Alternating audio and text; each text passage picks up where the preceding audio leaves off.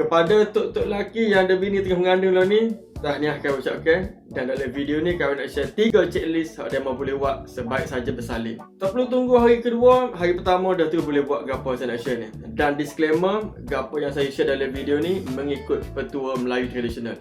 Lain bangsa dan agama mungkin lain pendapat dan pandangan. Baik, yang pertama sekali beri tungku. Tungku ni ada 2 jenis, sejuk dan panas. Dalam kes bersalin kita gunakan tungku jenis panas. Sebab apa panas?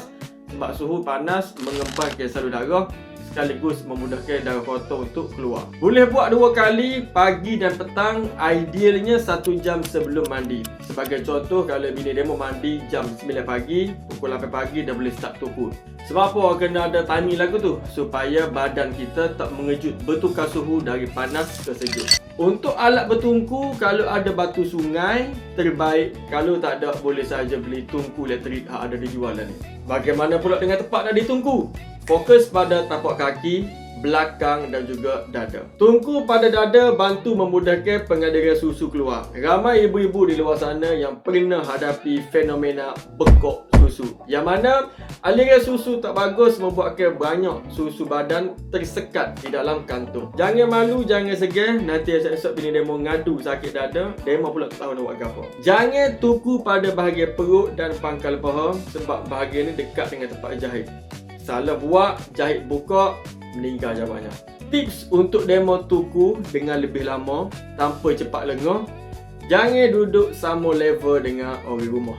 Kita guna kuda untuk naik tinggi sikit supaya kita boleh tekan guna ring paha. Kalau kita duduk sama level, kita tekan guna ring perut. Ring perut ni tak kuat. Nak demo tak ada six pack. Jadi gunakan ring paha lebih senang untuk kita tuku. Untuk tuku dada atau tapak kaki, boleh guna kuda. Untuk belakang, jangan suruh bini nerak. Sebaliknya, suruh bini kita duduk cokoh dan kita tuku seperti biasa. Jangan nerak meninggal.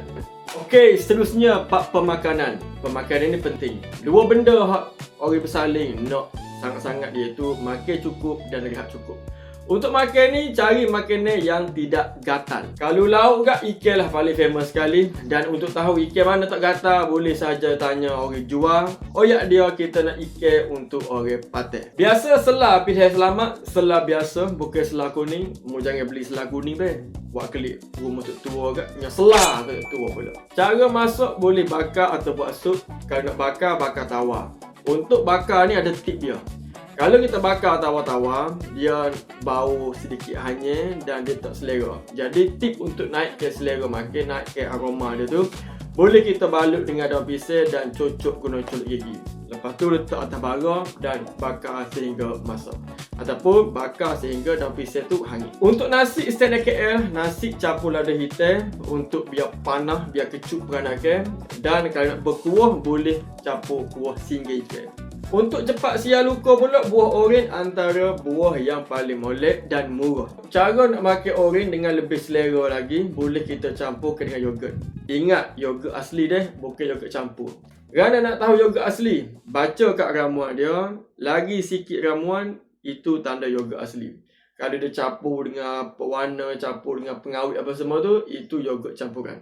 Atau boleh saja beli hak dia tulis Greek yogurt. Kalau nak wi bini makan yogurt, kena ingat jangan wi yogurt sejuk. Sebab yogurt ni barat dalam peti. Dan benda sejuk ni pantang, orang berpantang makan. Pastikan waktu ambil dulu yogurt dari peti sejuk dan biarkan dia jadi suhu bilik. Lepas tu kita boleh gaulkan dengan buah oren dan makan seperti biasa. Yogurt ni bagus untuk penghasilan susu ibu, manakala buah oren pula ada vitamin C yang boleh bantu untuk cepat sial luka.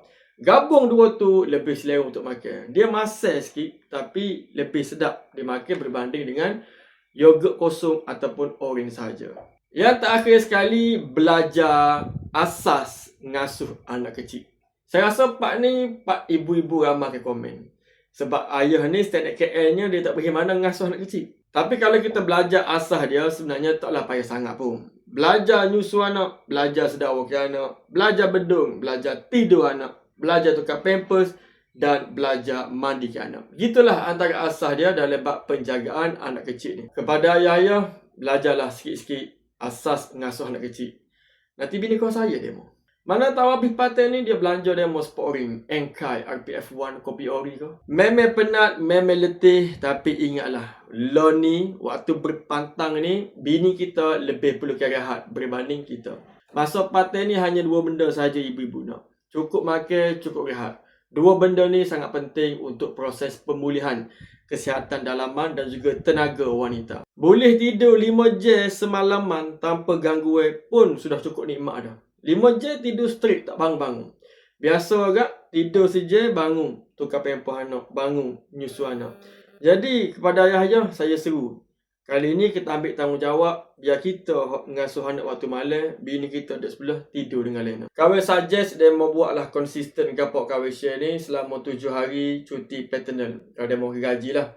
7 hari dia mau konsisten tuku, ngasuh anak kecil, jaga makan dia, insya-Allah. Bukan sahaja luka cepat siam, kita juga akan lebih suka. Saya plan nak buat 5 checklist sebenarnya, tapi 3 ni pun sekarang hari dah aku duk syuting ni. Jadi padalah 3 dulu. Kalau ada apa-apa nak tambah boleh komen. Tempoh berpantang ni memang mencabar. Jujur saya, tak cukup tidur itu biasa. Makan pun lerak. Tapi percayalah, tak ada benda dalam dunia ni lebih suka, lebih bermakna berbanding kita ada zuriat keturunan kita. Masa gini komunikasi sangatlah penting antara lelaki bini. Kalau kita tak puas hati ke berapa, jangan pendek, jangan doa. Koyak sepatah supaya pasangan kita faham apa cabaran kita hadapi. Ingat dalam perkahwinan ni soal komitmen. Masing-masing buat yang terbaik untuk pastikan semua pihak kekal bahagia. Sekian